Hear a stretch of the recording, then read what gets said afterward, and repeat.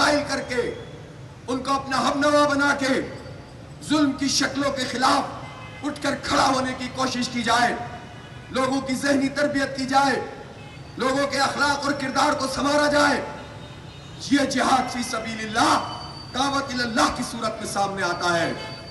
اور جس طرح آپ جدوجہد کر رہے ہیں ظالمانہ ٹیکسوں کے خلاف، آپ لوگوں پر ظلم کے خلاف، یہ بھی سیاسی مزاحمت ہے، یہ بھی جہاد فی سبیل اللہ کی ضمن میں آتا ہے کہ اللہ کے راستے میں ہر ممکن کوشش کرنا۔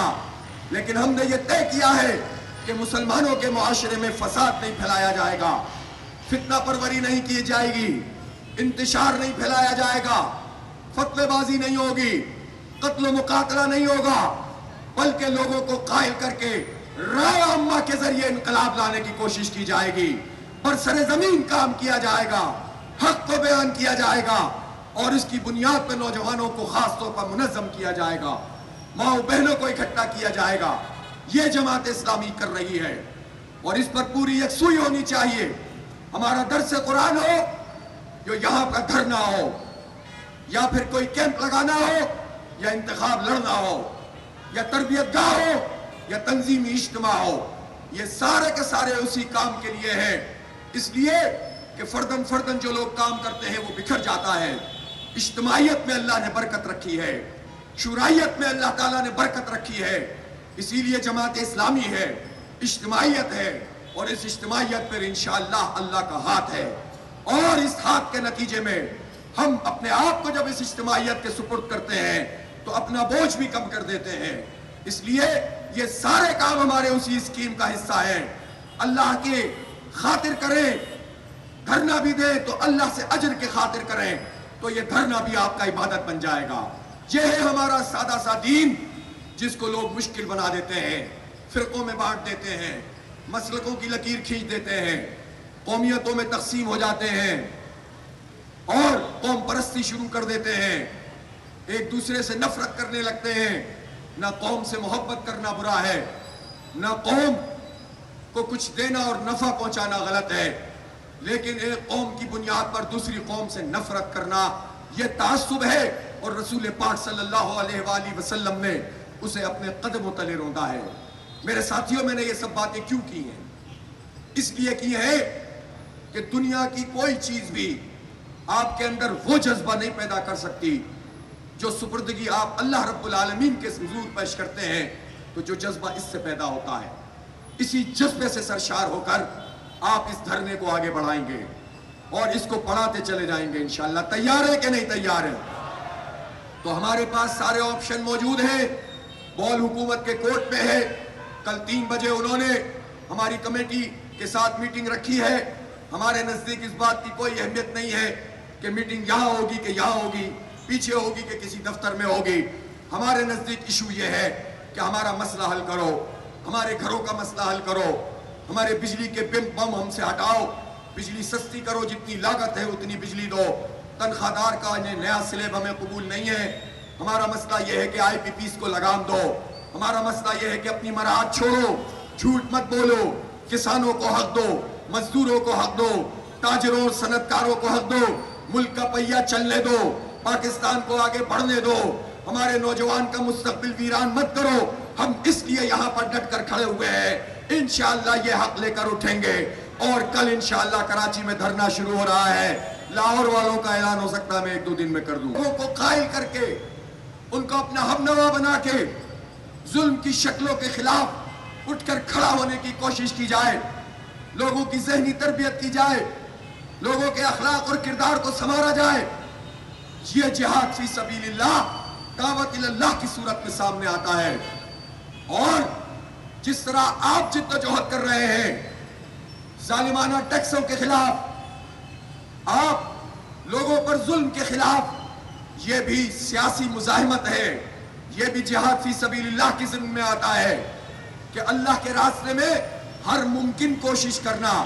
لیکن ہم نے یہ طے کیا ہے کہ مسلمانوں کے معاشرے میں فساد نہیں پھیلایا جائے گا، فتنہ پروری نہیں کی جائے گی، انتشار نہیں پھیلایا جائے گا، فتوے بازی نہیں ہوگی، قتل و مقاتلہ نہیں ہوگا، بلکہ لوگوں کو قائل کر کے رائے عامہ کے ذریعے انقلاب لانے کی کوشش کی جائے گی، برسر زمین کام کیا جائے گا، حق کو بیان کیا جائے گا، اور اس کی بنیاد پر نوجوانوں کو خاص طور پر منظم کیا جائے گا، ماں بہنوں کو اکٹھا کیا جائے گا۔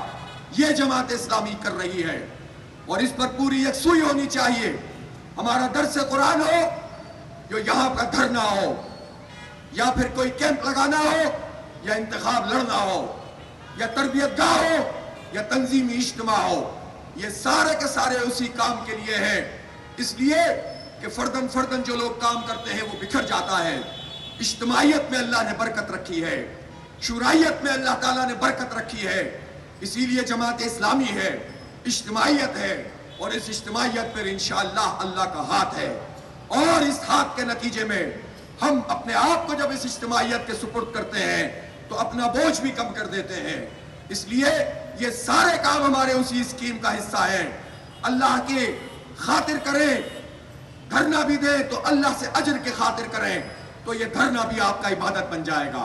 یہ ہے ہمارا سادہ سا دین، جس کو لوگ مشکل بنا دیتے ہیں، فرقوں میں بانٹ دیتے ہیں، مسلکوں کی لکیر کھینچ دیتے ہیں، قومیتوں میں تقسیم ہو جاتے ہیں، اور قوم پرستی شروع کر دیتے ہیں، ایک دوسرے سے نفرت کرنے لگتے ہیں۔ نہ قوم سے محبت کرنا برا ہے، نہ قوم کو کچھ دینا اور نفع پہنچانا غلط ہے، لیکن ایک قوم کی بنیاد پر دوسری قوم سے نفرت کرنا یہ تعصب ہے، اور رسول پاک صلی اللہ علیہ وآلہ وسلم نے اسے اپنے قدموں تلے روندا ہے۔ میرے ساتھیوں، میں نے یہ سب باتیں کیوں کی ہیں؟